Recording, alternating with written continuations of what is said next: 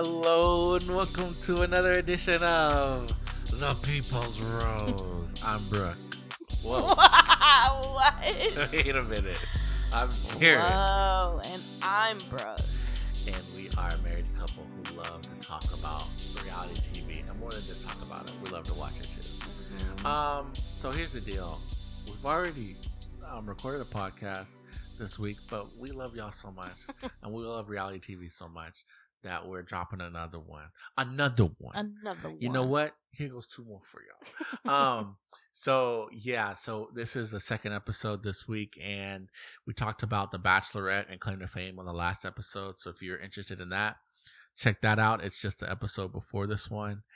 And if you're interested in Big Brother, we watched another episode of Big Brother this week, and more than that, we watched as much live feeds as we could. We did. Which, as adults, as 30-plus-year-olds, it's hard to just spend 24/7 No, watching you live know feeds. what? Well, yes, but you know what's hard to watch live feeds is when you have a 2-year-old in the room. Because you cannot, demanding. you can't, yes, and you also can't hear them whispering. Right. And then you're trying to hear them whispering while he's playing with his toys. And not only are you trying to listen to the Big Brother's players scheme and whisper while he's playing with his toys, but he's whispering. Go ahead, whisper. They're whispering. Whisper. And then this is what our son, is doing. What are you doing? Dada, what are you doing? What are you doing? Dada, come here. Come here. And I love it. I'm just saying, our life has changed. Yeah, for But sure. all that said, we watched the episode. We have checked out all as many of the live feeds as we can. As when we can't, we've been following along on social media, Reddit, the Big Brother Reddit, Big Brother Twitter, Big Brother Facebook, Big Brother Threads, you know what I mean? Which is growing. We want it to grow. And so we've seen all the views, we've seen the videos, we've seen the recaps, we've seen the live feeds for ourselves. Before we go any further, I have to fully retract what I said last episode. I realize very few people even heard it. Our listenership is not that large. But I said I was rooting for Angela, and I think she was doing well. I am not rooting for Angela, and I do not think she's doing well. Oh my gosh. Literally the next day after we recorded, she went crazy. 9 minutes. If you've seen this episode, we're literally watching the feeds right now, waiting to see who won the HOH comp. So we don't have any spoilers. If we see who wins the HOH, we'll say spoiler warning, so you won't be spoiled. But everyone should be caught up now. Angela went nuts. She lost her marbles. I mean, first thing in the morning, came down the stairs, clapping. Slow clap. Ready to just eviscerate. Yeah, and I don't want to call him poor because I don't want to victimize him here, but he did get why did she do that? He was the victim there. Listen. She called it, first of all, they had a experience that she felt he was aggressive and threatened her. We'll get into that. Right. What I think is the worst part is she then started to degrade his looks and talk about him having crazy eyes, and just about how she said he was a spoiled brat, or no, just a brat, and his mom was gonna be so proud that she raised such a brat. It's just like, what? Yeah, she is unhinged. I think it's so weird. She bullied him. She really did. She said, you have crazy eyes, like from the get-go. Yeah. And not only did she say that, she's constantly mocking him. You can't hear me. You can't see me on the podcast, but go check us out on YouTube. She's constantly, crazy eyes. You're like, what is wrong with you? She's like ripping her glasses off her face and doing this. Right. And you're just like, dude, even the people in the house, you can tell, are just kind of like, please dial it back. She cursed him out. Yeah. And also, now that I'm thinking about it, if I'm Matt, actually, Andrea, keep my mom's name out your mouth. Don't talk about my mother like that. Yeah. So I get where he's talking about. He took it from like, oh, I'm so sad my mom had to see that. Angela, if I'm in that house, Don't speak on my family. Yeah. We'll leave it at that. Anyways, and then she cursed him out. She talked about his family. She talked about his looks. She said she overblew the situation. Even if he purposely did it, it was nothing outside of what happens in the normal course of a game. Right. That's what I was gonna say. She did all. Yeah. Just the conversation. So first of all, she's like, he came at me and threatened me, and he was aggressive. Lie. And that's a lie. And the thing is it's like, there are cameras in every angle of this house. So whatever happened is going to come out. So, like, I don't understand what you think you're doing. She's so crazy.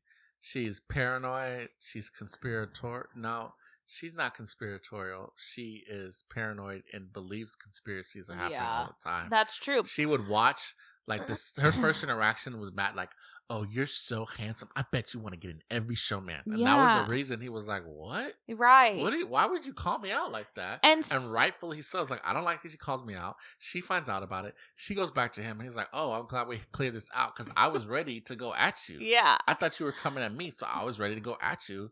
I thought I was going to have to come in here and tell you, hey, if you want to do this, let's do this. So then she stews on that for a couple of days. And now she's so paranoid. It's like, that is the game, Angela. Oh my gosh. I think obvious. I don't want to get too therapist over here, but obviously there's something much deeper going on with her because that's not normal behavior. Well, you don't have to go therapist with her. All you have to do is pull up her episode of House Call with Dr. Phil, because I'll tell you right now, Angela has been on more CBS shows than Julie Chen. She was on the Dr. Phil House Call therapy show with her daughter and family. She was on The Price is Right, apparently an episode, and now she's been on Big Brother. Listen, no, I'll say it because I'm not a therapist, and so I can say whatever I want to say. She's unhinged. She's paranoid. She started watching Matt. She's the HOH. She has all the power. She can do whatever she wants. And when she decides to put people up, she starts crying and wants people to hug and console her. And because Matt, has his right mind and his wits about him, is like, no, I'm not gonna. What do you don't need a hug. And she's like, he didn't hug me. I didn't like that. Then she starts watching him in the house. She's like, I feel like he's got everybody on his side, and they're forming a big alliance to get me out. So then the big alliance has formed to unite with her, comes up and is like, Angela, we all like you, and all these people want to work with you. It's like an 8-people alliance. And she's like, great. And then in her diary room's like, I don't believe that crap. Those people hate me, and if they think I'm gonna fall for that, they got another thing coming. See, she called out Matt, but she also called out them. She's like, to the visitors I had last night, that was award winning or whatever she said. Yeah. If it was a B-level movie. Yeah. And you're like, she was so proud of that line too. She was practicing it in her sleep. She was so proud. She stayed up until like 5 a.m. the night before practicing, and then she blamed everyone else for her being sleep deprived. Yeah. No, ma'am, that's your paranoia and anxiety. Yeah. She is, again, not a therapist. She is crazy. Well, it's not normal. It's not normal behavior. And I just don't know where we go from here with her. Like, are people going to keep her around so that she can just be crazy and just she's like a shield almost, or are they going to try to get her out? I think it just depends. We're like I said, we're watching the live feeds to see who wins HOH. I don't know if one of her Lions members wins. I don't know if they're going to directly get her out. But here's the problem, and some people are already addressing this in their diary rooms that the producer showed us. She's so crazy, and she blows up on a whim, for nothing and for no reason. You cannot work with that. Yeah, you can. Not right. Right. She is. I'm sorry. I was just laughing because I thought of a tweet. I saw a tweet that was like, you just know her family is so happy to be getting a breather from her for these next 3 months. Anyways. And they're like, oh, good. Now everyone's going to know she is really crazy. It's not just us. Like, she's crazy. Listen, I mean, oh my gosh. It's just one of those things, man. I can't. Well, Okay, I'm gonna keep this in regards to her as a game player on the show, because who knows what like kind of life she's living. Whatever. My point is this: I wanna make it clear that I am not Team Angela. I If I was in the house, I would not want to work with her. And I don't even think she's entertaining, because to me, it reminds me of the Karen attitudes of people in the real world who blow up on service workers because they of a perceived slight, or they didn't get their exact way, and weaponize their outrage for pity and attention in the real world. And that doesn't like, I don't like to watch that. Fair, yeah. And so, like, seeing how she's on Twitter, especially, seeing how everyone is in love with her on Twitter is just kind of perplexing, because it's like, I get wanting old school unhinged Big Brother back, but it wasn't like Matt went in there and called her a B and said, or insulted her looks like she did his. Right. He never did that. Yeah. And like, even if he started doing that afterwards, I would have been like, okay, we're getting that. And I get it. I see people online. He was scheming. He was trying to get her out. He hasn't been a sweetheart. I saw people are mad that he said T-Core was the nobody in the game or whatever. I get that. But this did not feel like those old school Big Brother where two people going at each other, and it just was, it wasn't dang, what's the birthday episode? Rockstar's Not daughter's Rockstar. birthday. No. When they cut the cakes, like, Keisha's birthday. It wasn't Keisha's birthday where everybody, it was just kind of randomly her exploding. Yeah. I mean, it's week 1. Like, it was not warranted in any way, shape, or form. Right. And so, like, you can't work with that. No. Like, I don't think people are so scared it would get boring if you get her out of the house. But if I'm in that house, you absolutely cannot have her in the house anymore. Yeah. If you want there to be any semblance of reasoning for why things are happening. Mm-hmm. But we don't know. Who knows how the flow will go. The saddest part about it all is that Matt did end up going home. Yeah. And that is, I mean, the truth is, that was the right choice. He probably is going to be a comp beast. Yeah. But now we don't get to see the showmance between him and Mackenzie play out. I'm sad about that. Very sad about that. He was the eye candy of the summer, so just look at me when you're watching if you need to see some eye candy. It's just I would have liked to watch him play. I liked Matt. I'm Team Matt. I'm sad he went home. I'm less Team Matt. I'm not Team Matt, and very anti Angela. Of the people that are left that are on the show, man, there's so much we could go on and on. I know, but let's start with the next. Let's just go from crazy down. Lisa also was very unhinged this first week. It was tough kind of to keep up with her because we weren't watching as much of the live feeds as we wanted to this first week. But we saw just from the episodes and our clips online, her just constantly walking in the rooms like, "Are y'all talking about me? I need to set that happened once. The rumors straight." Well, she did say it a lot in the diary rooms that she was planning on doing that. True. And it's just like she came a little. If it wasn't for Angela and Matt, a lot of the focus would have been on her turning it up. That's fair. Because she was on the block. Right. So she already had some focus on her. Right. And she was upset with Angela for that, understandably. Right. And then she took herself off, which is how Maddie Boy got up there. Right. Yeah. I saw a lot of commentary on people not believing she was a chef, which is kind of an insult. Even outside of the house? No, in the house. Yeah. You're supposed to be a chef, but you're cooking. It's her cleanliness and her food quality is so mediocre that people are like, I don't think she's a chef. That would devastate me. Which I think is why she's a little annoying. Oh gosh, poor girl. Because she's a chef, there's also a rivalry between her and Tucker. I don't know if you've seen that. I did, yeah. He's a chef. He's a chef, air quotes, but he hates her. I mean, he just hates her. He pushed her in the pool, but that was a little more of a joking type of thing. Tucker is an interesting dude. I saw something online that said he's like Jim Carrey, and now I Mm-hmm. cannot unsee it. All of his mannerisms, the way he talks, I'm like, yep. He seems Bring more of out the a mask. like an evil Jim Carrey in The Mask, and in the sense that I think if he lived in Gotham City, he would paint his face like a clown and become the Joker. My He extends gosh. his, and not to go Angela here, but he extends his jaw out all the time, so Yeah, that's like permanently. That's It- like Jim Carrey. Right, and he bends over, he hunches his back, and he kind of tilts his head. And he's like, "Hey, you know, what are we getting?" And it's just like, okay, you know. So I'm a little confused. I don't know if he's right under Lisa on the crazy ladder. We're working our way gosh. down. I think under Lisa on the crazy ladder right now actually might just be Tucker, just because he's has such a strong hatred of someone already in the game. Yeah.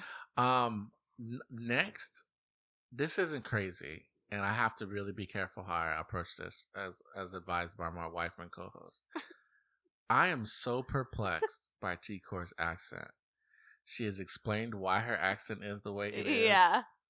But I mean, those watching the show, and for those who can't, I mean, you know what it is if you watch the show. If you don't watch the show, I cannot replicate her accent. No, you can't. It is, and to do it would be a disservice. One, it might be offensive, but two, it's just like my brain that can't. unique. It is. I have never in my life in any country heard anyone speak this way. Well, you know what I think it is? A big part of it is that some words come out with the British accent and some of them don't. Right. So she is British, moved to Chicago, now lives in Atlanta. So there's some words that come out like stereotypical, but not even stereotypical, like a parody of a Chicago accent, like done by someone who doesn't speak English. Truly. Then you've got her British words. Then you've got her standard standard American pronunciations. Then every once in a while you get some like kind of Southern Atlanta slang in the way she speaks and her intonation. But all of that mixed together, you're like, oh, that doesn't sound too weird. When you hear it, or if you've heard it, you know what I'm talking about. My brain shuts off every time I don't know if I've ever understood what she said. Not because you can't understand her, but more just because her accent is so strong. But in the game, she's in a good spot. I think. For sure. She's in, I think, a couple big alliances. She's good with a lot of people. It's hard to know at this point, like, what alliances are even real. Yeah, they're all fake. And that always kind of happens in the beginning. Yeah, I think they're all not even fake. It's just they're all pending for what's going to be the real line. True. I didn't think I would like Cedric, but he seems chill so far. I like Cedric. Cedric is our military guy, the information and analyst. I don't have any problems with Cedric. He actually seems very kind of chill. In the diary rooms, he gets a little, animated. But hey, as someone, let me just say I can relate. Unfortunately, cringe, man. We'll talk more about that later. But who else has stood out this first week? Cam. I like Cam. Yeah, but he seems to be in a good place. Yeah, but I mean, I forget he's on the show half the time. Well, yeah, that's why he seems to be in a good place. Good point. Chelsea, same thing. Yeah, she's in the mix of things. I think Rubina. Sometimes I've forgotten she was there, which is good. Okay. Mackenzie, MJ, they call her, and Leah and Matt had a throwmance. Yeah, like a throuple romance. Which I was really like on board for. Like, let's do this. And then obviously that fell apart. But when they cut back to the live feeds at the end of the episode, they were like in there talking to the camera, like, we're doing this for you, Matt. She's going home. And I was like, dude, if these two girls can ride it out to the end, that is a show I would like to see. Right. Hopefully that will happen. Hopefully neither of them gets into I feel like if one of them got into another showmance, which you keep, well, not another, but if they got into a showmance, which you keep kind of saying Leah might get with Quinn, then that could kind of tear them apart. Yeah. But hopefully not. Yeah, I agree. I like Leah. I like Mackenzie. I think they both have potential. I did actually not see them teaming up. Me either, but I love it. And it's funny because when I check the comments or like people updating with clips of what's happening when we can't watch the feeds, oftentimes Mackenzie is talking like seemingly a little jealous of Leah. She was like, "Oh my gosh, I wish I could be myself in the house, but Leah's here and she's kind of in that role, and so she's already doing it, so I can't be there." And she's just like little, kind of like little shady comments like that aren't really, mean, but just kind of like, okay, there's something up. But anyways, I think they could both go far if they maneuver it correctly, because especially now that Matt's gone and you don't have that big target. That's true. I'm trying to think. Has there been like a 2-girl bestie dynamic duo like Dr. Will and what would they call themselves? Yeah. In some of those older seasons, I think Lisa was in kind of was in a alliance like that, and then like in a coupling like that with another lady that I can't remember, and then also I think she ended up winning season 5 or it was season 6. I forget. Maggie, I think, was in the Friendship Alliance, and I think Maggie and man, what was Maggie's friend's name? The Hispanic lady, I believe, were close like that. And so, in the older seasons, maybe, but in the newer season, it has been showmance, couple up with a guy. It has not been 2 girls coupling up. I guess you can count the twins, Liz, and they teamed up with Vanessa, and but there was kind of another throwmance in that they were also with Austin and Steve.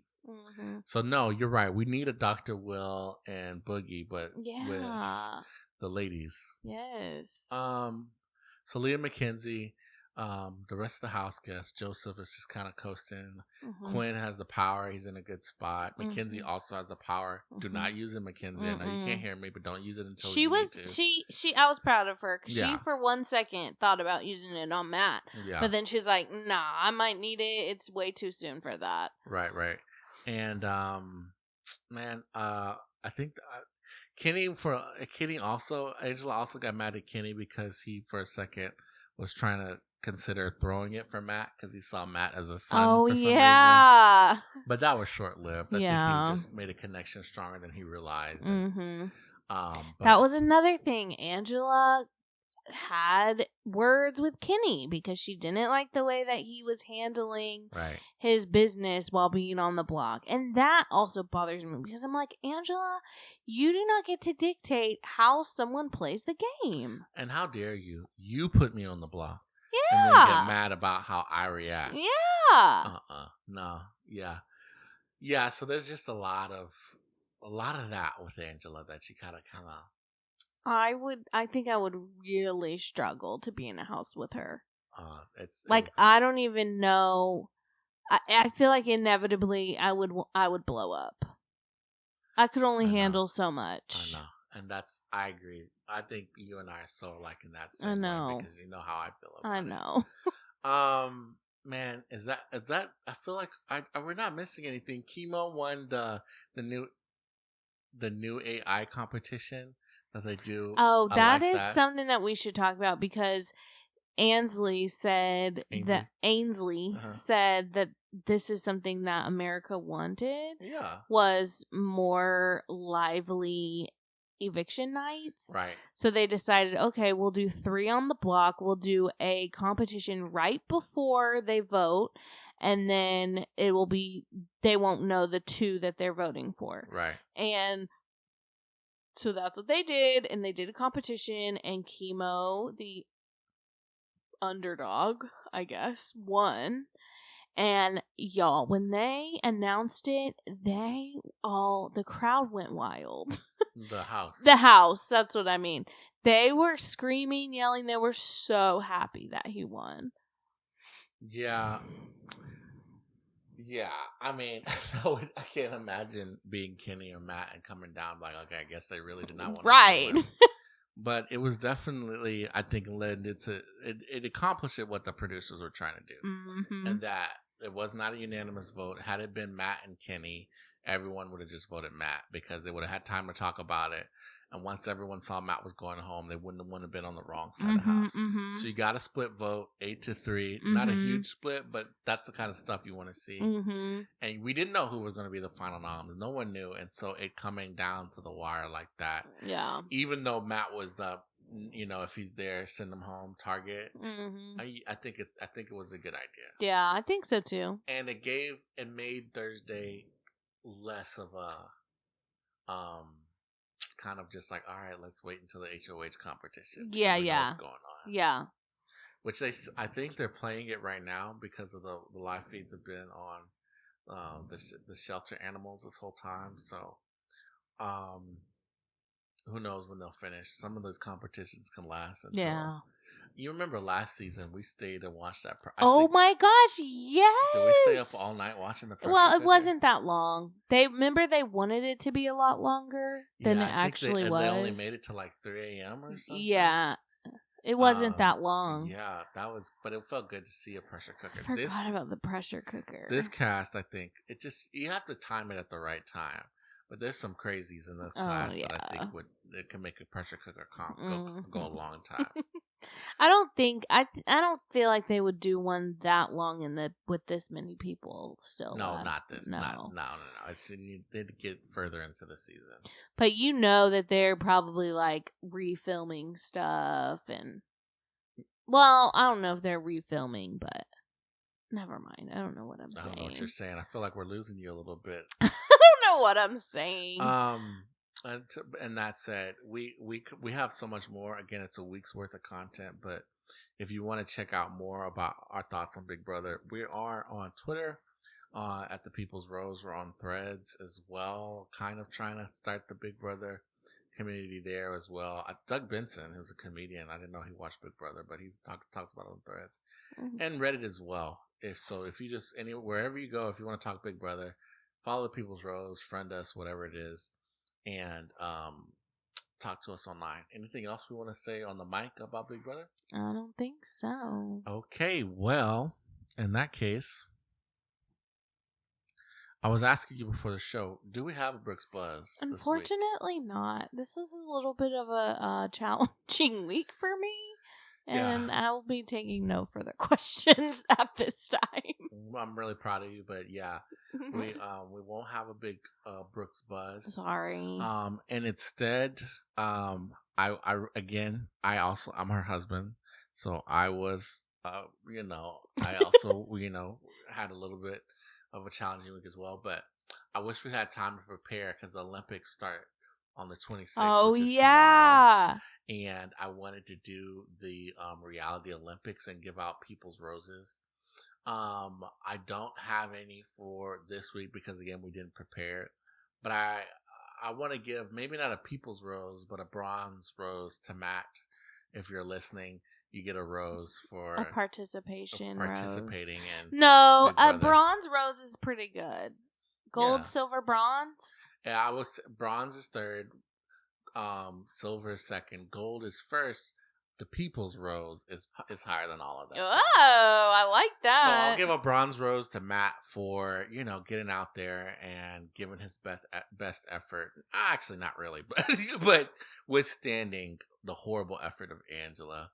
I also want to give a bronze rose to Miguel for playing pretty bad in the grand scheme of things because he kind of tarnishes relationships with everyone. But at least having a plan and sticking to it and executing some pretty good gameplay. I also want to give, I would say, a bronze rose to Hakeem as well. I feel that. Being himself. He never felt fake. He always felt like we were getting the true Hakeem. And that Hakeem was a pretty funny guy. He will be so good on BIP. Yeah. 2025, BIP's coming back. Yeah, he'll be right there on the beach. I have no doubt. Tons of funny clips and stuff like that. So I'm sure we'll have fun watching him do that. This actually is so crazy. I might have to re-edit this into where this is a one episode because we didn't have Brooks Buzz and another additional segment. The mole? The mole. Let's talk about the mole. Let's talk about the mole. Wait, we didn't talk. You didn't give a silver or gold rose. Right. But just because no one earned it this week, and I didn't have time to prepare. Dang, savage! I didn't have time to prepare it. I want to give a gold rose to. I don't know. You just wanted to give it out. I want to give one out, but you're right. I don't know. You know what? Who. I have a gold rose that we'll give out. Let's go into the mole. We almost weren't going to do it, but let's get a quick segment in of the mole. All the episodes of the mole came out a while ago, but we have now caught up. Mm-hmm. We finished this season. The mole is, drum roll, please. Yeah, we're about to talk about it so if you haven't seen it yet, you won't get to listen to this segment. Come back after you listen. But who's the mole? Listen, the mole was Sean. Which is kind of and the winner was Michael. Yes. We kind of had it switched.